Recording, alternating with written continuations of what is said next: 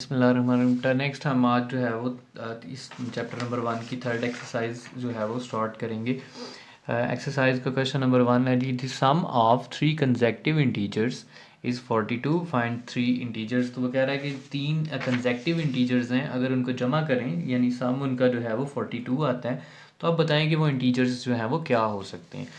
देखें बेटा, हम लेट कर लेते हैं कि लेट चलें अपनी मर्ज़ी से लिख लेते हैं x plus 1 and x plus 2 be the 3 consecutive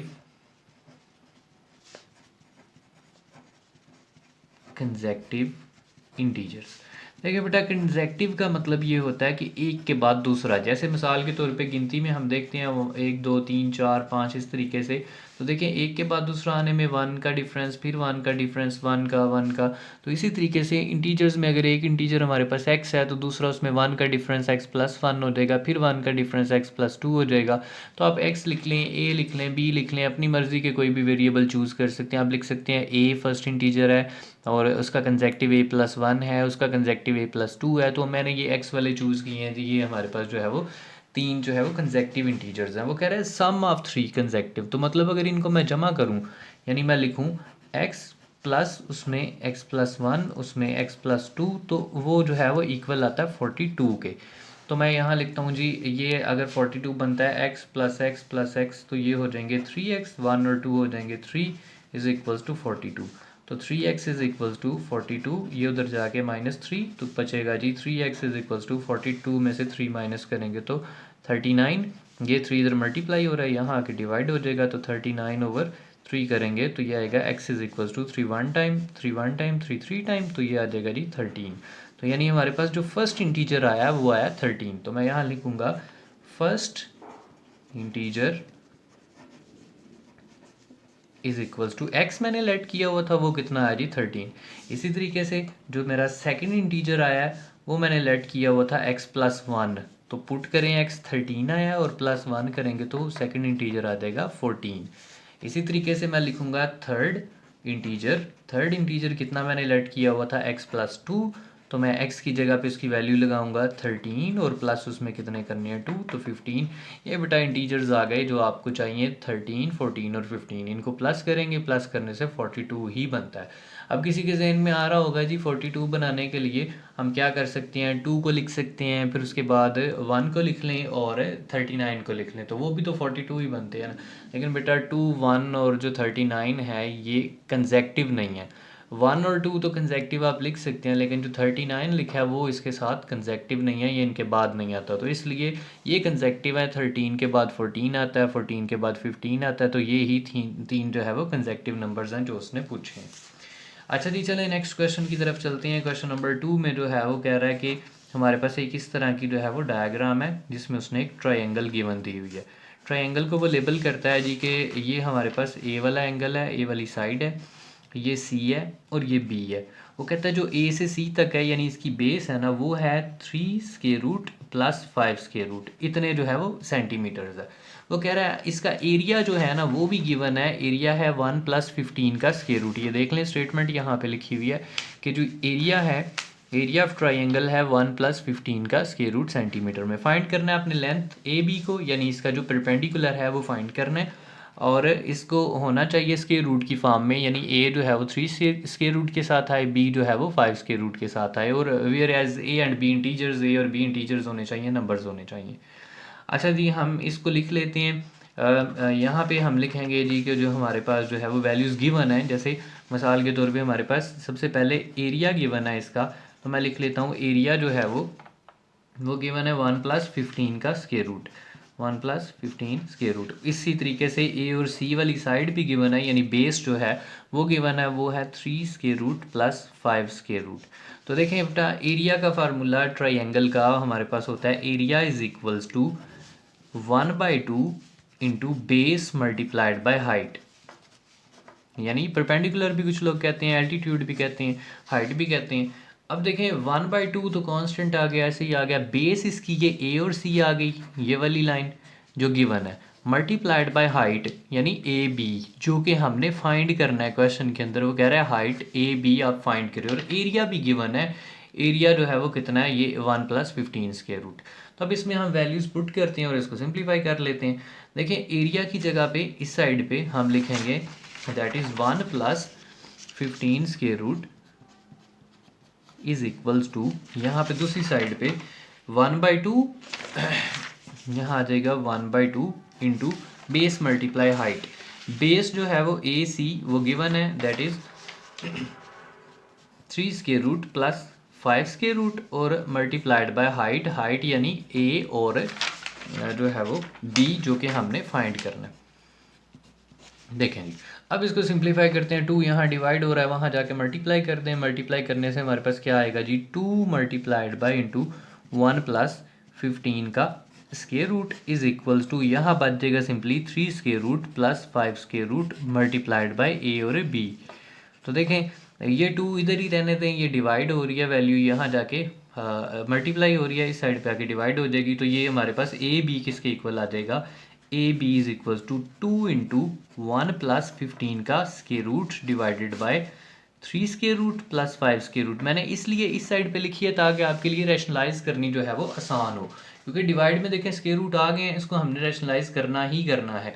तो देखें हम इसको लिखते हैं जी a B is equals to, 2 को अंदर मल्टीप्लाई कर लें, 2 को 1 से मल्टीप्लाई करेंगे 2, 2 को 15 से करेंगे 2 इंटू 15, ये स्क्वायर रूट के अंदर वैल्यू नहीं जाएगी, ये ज़हन में रखना है, divided by 3 square root plus 5 square root. देखिए रैशनलाइज करने के लिए कॉन्जुगेट क्या आएगा, 3 square root minus 5 square root divided by 3 square root minus 5 square root. उन्होंने सिर्फ ये चेक करना है कि आपको कॉन्जुगेट लेना आता है। कुछ लोग क्या करेंगे, वो स्क्वायर रूट वाली दोनों रकमों के साथ साइन चेंज कर देंगे, यहाँ भी माइनस आ जाएगा, यहाँ भी माइनस आ जाएगा और फिर क्वेश्चन एंड तक जो है वो क्रॉस हो जाएगा। अब नेक्स्ट आपने क्या लिखना है जी, ऊपर वाली वैल्यू ऊपर वाली से मल्टीप्लाई होंगी, यानी 2 जो है वो इन दोनों वैल्यूज से पहले 2 इंटू 3 स्क्वायर रूट होगा, फिर 2 जो है वो हम किसके साथ मल्टीप्लाई करेंगे, 5 के साथ, तो ये कितना आएगा जी -2 इंटू 5 का स्क्वायर रूट। फिर 2 को 3 से मल्टीप्लाई करेंगे स्क्वायर रूट में, तो ये कितना आएगा जी +2 इंटू, अब ये दोनों स्क्वायर रूट वाली टर्म्स हैं, तो ये कितना आ जाएगा 3 मल्टीप्लाइड बाई 15 का स्क्वायर रूट, यानी इसको 45 कर लें। अच्छा और उसके बाद कितना आएगा जी माइनस, ये कितना आ जाएगा 2 इंटू 5 और 15 को मल्टीप्लाई करेंगे, चलें यहाँ जगह कम है, 15 × 5 का स्क्वायर रूट ऐसे लिख लें, डिवाइडेड बाय, एक दफ़ा प्लस है एक दफ़ा माइनस है, तो ये आएगा जी 3 स्क्वायर रूट का स्क्वायर माइनस 5 स्क्वायर रूट का स्क्वायर। इस साइड पे बनेगा जी 2 into 3 square root minus 2 into 5 square root plus 2 into, अब देखें ये जो है वो क्या बनता है जी, ये 15 3 टाइम 45 बनते हैं। तो चलें मैं एक दफ़ा ये स्टेप आपको लिख के दिखा देता हूँ कैसे चेंज करेंगे, -2 इंटू और ये 15 5 टाइम जो है वो कितने आएंगे 75, लिख लेते हैं 75 का स्क्वायर रूट डिवाइडेड बाय, यहाँ से ये सिंप्लीफाई करेंगे, ये इससे कटिंग हो जाएगा 3 माइनस ये इससे कटिंग हो जाएगा 5। अब देखें बच्चे उसने क्वेश्चन में कहा था कि आपका आंसर होना चाहिए 3 स्क्वायर रूट और 5 स्क्वायर रूट में, यहाँ हमारे पास 45 भी आ रहा है और 75 भी आ रहा है, इनको भी हमने 3 और 5 में कन्वर्ट करना है। तो इसलिए हम ये तो लिखे रहने देंगे स्क्वायर रूट वाली टर्म्स दोनों, 2 और ये 5 वाली, 3 और 5 वाली, इनको कैसे कन्वर्ट करेंगे, 45 को हम लिख सकते हैं 9 × 5, वो आएगा 9 × 5 करेंगे तो 45 बनेगा। देखें 9 का स्क्वायर रूट लेंगे वो बाहर चला जाएगा, 3 आ जाएगा तो 5 स्क्वायर रूट में रह जाएगा। इसी तरीके से -2 इंटू इसको 25 3 टाइम करें ना, तो ये भी जो है वो क्या आ जाएगा 75 बनता है। तो हमने इस तरीके से इसको लिख लेना है, फिर इसमें से 5 में से 3 जाएंगे तो -2 रह जाएगा। फिर ये बचेगा जी 2 into 3 square root -2 into 5 square root plus, अब ये देखें 3 स्क्वायर रूट यहाँ से बाहर आ जाएगा, 9 का स्क्वायर रूट लेंगे तो 3 हो जाएगा, 3 बाहर आके मल्टीप्लाई हो जाएगा 2 के साथ तो 6 हो जाएंगे, यहाँ बच जाएगा 5 का स्क्वायर रूट माइनस, इसी तरीके से 25 बाहर आएगा तो 5 बनेगा, 5 2 से मल्टीप्लाई होकर 10 आ जाएगा और साथ में 3 का स्क्वायर रूट डिवाइडेड बाय -2। और इस साइड पे आप याद रखें कि आपने ए बी यानी इसकी जो हाइट है वो आप फाइंड कर रहे हैं। अच्छा अब देखें ये 3 स्क्वायर रूट वाली रकम, 3 स्क्वायर रूट वाली रकम ये वाली, तो 10 में से 2 माइनस कर लें तो -8 इंटू 3 स्क्वायर रूट आ जाएगा, और ये भी 5 स्क्वायर रूट, ये भी 5 स्क्वायर रूट, 6 में से 2 जाएंगे तो +4 into 5 square root divided by -2। अब देखें उसका क्वेश्चन के अंदर उसने कहा था कि आपके पास जो वैल्यू आनी चाहिए 3 स्क्वायर रूट वाली पहले लिखें, ये वाली 3 स्क्वायर रूट वाली, और 5 स्क्वायर रूट वाली रकम जो है वो बाद में लिखें। तो हमने वैसे ही सॉल्व किया है, 3 स्क्वायर रूट को पहले लिखा है और 5 को जो है वो बाद में लिखा है, लेकिन इनमें से हम कॉमन ले सकते हैं 2 जो है, या -2 ले लें ताकि नीचे डिवाइड से ख़त्म हो जाए। तो हम लिखेंगे जी -2 कॉमन ले लिया, यहाँ बच जाएगा, माइनस भी ख़त्म, 2 4 टाइम होता है और साथ में 3 स्क्वायर रूट, यहाँ से भी माइनस कॉमन, तो क्या आएगा जी 2 टाइम 4 होता है 2, और साथ में 5 का स्क्वायर रूट डिवाइडेड बाय -2, तो ये बचे -2 से कटिंग, तो सिंपली आपके पास जो ए बी है उसका आंसर कितना आएगा, A B is equals to 4 into 3 square root -2 into 5 square root. ये आपके पास जो है वो इसकी फाइनल वैल्यू आती है जो कि आपने फाइंड करना था ए बी को। यहाँ आपका जो है वो क्वेश्चन कंप्लीट हो जाता है। अच्छा बेटा, नेक्स्ट क्वेश्चन नंबर है जी 3 rectangle has sides of length. चलें इसका मैं हिंट आपको बता देता हूँ, आपने आगे खुद सॉल्व कर लेना है। ये भी इसी तरीके से ही है जैसे आपने रैशनलाइज करना है। वो कह रहा है एक रेक्टेंगल है जिसकी लेंथ जो है वो है जी 2 + 18 का स्क्वायर रूट, एंड जो है वो दूसरी साइड है 5 - 4/2 स्क्वायर रूट मीटर। एक्सप्रेस करना है एरिया ऑफ रेक्टेंगल को। बिल्कुल सिंपल सा क्वेश्चन है, आप इसको कहेंगे लेंथ, ये होगी विड्थ, तो आप दोनों को जो है वो मल्टीप्लाई करेंगे। मल्टीप्लाई करने के बाद आप ये देखेंगे कि जी डिवाइड में जो है वो 2 का स्क्वायर रूट आ रहा है, तो इसको रैशनलाइज करना है आपने जो है वो ऊपर मल्टीप्लाई करके ट्राई करना है। हो जाता है तो ठीक है, अदरवाइज देन जो है वो मुझे आप कमेंट्स में पूछ सकते हैं, मैं जो है वो सॉल्व कर दूंगा। नेक्स्ट है जी find 2 numbers whose sum, question number 4, find 2 numbers whose sum is 68 and difference is 22। कह रहा है जी आप वो 2 नंबर फाइंड करें जिनका जो सम है यानी उन नंबर्स को प्लस करें तो वो 68 बने, और अगर हम उनका डिफरेंस निकालें यानी उनको माइनस करें तो वो कितना बने, 22। मैं लेट कर लेता हूँ जी पहले कि हम लिखते हैं यहाँ पे late x and y be the two numbers, be the two numbers। चले यहाँ हम लेट कर लेते हैं x और y जो है वो कोई से 2 नंबर्स हैं। अच्छा, अब उसमें हमने क्या करना है, पहले वो कह रहा है उनका जो सम है वो 68 है, तो फिर कंडीशन क्या बनेगी कि x + y जो है वो 68 है, इक्वेशन नंबर 1। दूसरा वो कह रहा है डिफरेंस यानी -x - y जो है वो 22 है, ये इक्वेशन नंबर 2 है। लेकिन बेटा अगर हम इनको ऐड करें ना दोनों इक्वेशंस को, यानी हम लिखें adding equation number 1 and equation number 2, अगर आप इक्वेशन 1 और 2 को ऐड करें तो ये माइनस माइनस से कटिंग हो जाएगा और सिंपली x और x कितने आ जाएंगे, 2x। देखें प्लस माइनस x जो है वो कटिंग हो जाते हैं y जो है, तो x और x कितने हो जाएंगे, 2x। इसी तरीके से राइट साइड पे 68 और 22 प्लस करेंगे तो 90 आ जाएंगे, और आपने x निकालना है तो कितना आएगा 90, ये 2 इधर आके डिवाइड हो जाएगा तो ये आएंगे जी x = 45। अच्छा, अब ये तो बेटा हमारे पास फर्स्ट नंबर आ गया। इसी तरीके से हमने जो है वो सेकंड नंबर भी निकालना है, जो उसने कहा था कि आप दोनों नंबर्स जो हैं वो बताएं। अब देखिए सेकंड निकालने के लिए x की वैल्यू इक्वेशन 1 में पुट कर लें, 2 में पुट कर लें, दोनों में से एक इक्वेशन जिसमें मर्जी है पुट करें और आपके पास इसका आंसर आ जाएगा। सही मैं यहाँ लिखता हूँ कि हम जी पुट करने लगे हैं इक्वेशन नंबर 2 में, तो लिखेंगे putting x = 45 in equation number 2। तो वो इक्वेशन में पुट करेंगे, x की जगह पे 45 आ जाएगा, लिखेंगे 45 - y = 22।